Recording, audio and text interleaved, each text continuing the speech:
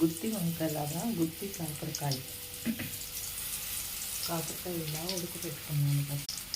పసుపు తొడిమి తీసేసి అటు ఇటు కొంచెం మధ్యలో ఓపెన్ చేసి ఉప్పు కారం ఉప్పు పసుపు చింతపండు వేసి బాయిల్ చేసుకున్నాను జస్ట్ 10 minutes. సో తర్వాత ఈ స్టఫ్ అవి పక్క తీసిన తర్వాత వాటిలో పేర్చి ఇలా ఆయిల్ ఫ్రై చేస్తున్నాను.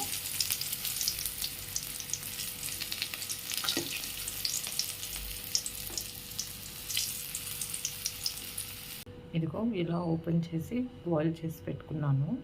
దీనిలో ఇప్పుడు ఈ స్టఫ్ ఇదిగో ఇలా స్టఫ్ అంతా దీనిలో పెట్టేసుకున్నాను. ఆయిల్లో వేసుకున్నాను. అది ఆయిల్ కూడా రాకోవట్లేదండి.